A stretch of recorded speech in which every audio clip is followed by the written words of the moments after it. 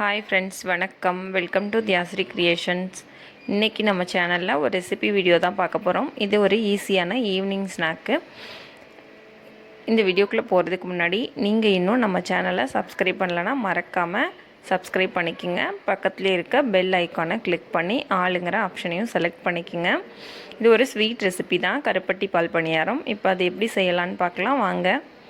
அதுக்கு ஒரு பாத்திரத்தில் கருப்பட்டியை வந்து நல்லா கரைச்சிட்டு அதை நான் இந்த பாத்திரத்தில் ட்ரான்ஸ்ஃபர் பண்ணிக்கிறேன். உங்களுக்கு எவ்வளோ இனிப்பு தேவையோ அந்தளவுக்கு நீங்கள் சேர்த்துக்கலாம்.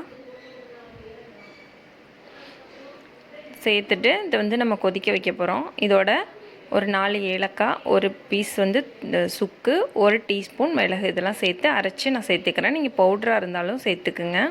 நான் மிக்சியில் அடித்து அதோட சேர்த்துக்கிறேன். இப்போ இது வந்து கொதிக்கட்டும், ஒரு கொதி வரணும். அதுக்கு முன்னாடி நம்ம வந்து பணியாரக்கல்ல அடுப்பில் வச்சு சூடு பண்ணிக்கலாம். பாருங்கள், தேவையான அளவு தண்ணி சேர்த்துக்குங்க. ரொம்ப தண்ணியாக வேண்டாம், ஓரளவுக்கு நார்மலாக சேர்த்து கொதிக்க வைங்க.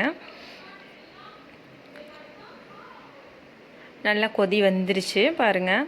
இந்த அளவுக்கு கொதி வந்ததுக்கப்புறமா நம்ம வந்து அடுப்பை ஆஃப் பண்ணிக்கலாம். ரொம்ப ஈஸியாக ஒரு 5 நிமிஷத்தில் அதை வந்து செஞ்சு கொடுத்துடலாம். குட்டீஸ்க்கும் இனிப்புனால ரொம்ப பிடிக்கும். கருப்பட்டியில் செய்கிறனால ரொம்ப ஹெல்த்தியும் கூட. கண்டிப்பாக ட்ரை பண்ணி பாருங்கள். அடுப்பை ஆஃப் பண்ணியாச்சு. இப்போ பணியாரம் ஊற்றிக்கலாம். இது வந்து நான் இட்லி மாவில் தான் இந்த பணியாரம் ஊற்றுறேன். தனியாக பணியாரத்துக்குன்னு மாவெல்லாம் அரைக்கலை. இட்லி மாவு வந்து எப்படி அரைக்கிறதுன்னு ஆல்ரெடி நம்ம சேனலில் ஒரு வீடியோ போட்டிருக்கேன். அந்த டிஸ்கிரிப்ஷனில் கொடுக்குறேன், வேணுங்கிறவங்க செக் பண்ணி பாருங்கள்.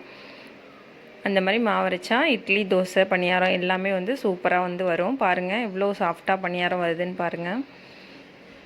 இப்போ ஒரு சைடு வந்து குக் ஆகிடுச்சு. இப்போ அடுத்த சைடு வந்து குக் பண்ணி எடுத்து நம்ம அந்த பாகில் சேர்க்க போகிறோம். பாகை வந்து இப்போ வடிகட்டிக்கலாம். அந்த ஸ்டேஜில் வடிகட்டி தனியாக எடுத்து வச்சுருக்கேன் பாருங்கள். இப்படி சூடாக இருக்கும் போதே பணியாரத்தை போட்டுட்டிங்கன்னா நல்லா வந்து அது அப்சர்வ் ஆகிக்கும். கொஞ்ச நேரம் ஒரு நிமிஷம் ஊற விட்டு எடுத்து இப்போ சூடாக வந்து பணியாரம் வந்து சர்வ் பண்ணிடலாம். நல்லா ஊறிடுச்சு. நல்ல டேஸ்ட்டாக இருக்கும். சுக்கு இதெல்லாம் கலந்துருக்கனால ரொம்ப நல்லது. குட்டீஸ்க்கு வந்து கண்டிப்பாக அதை ட்ரை பண்ணி பாருங்கள். இட்லி மாவும் கருப்பட்டியும் மட்டும் இருந்தால் போதும், செஞ்சிடலாம். இந்த வீடியோ உங்களுக்கு யூஸ்ஃபுல்லாக இருந்திருக்குன்னு நினைக்கிறேன். வீடியோ பிடிச்சிருந்தால் லைக் பண்ணுங்கள், ஷேர் பண்ணுங்கள், கமெண்ட் பண்ணுங்கள். தேங்க்ஸ் ஃபார் வாட்சிங்.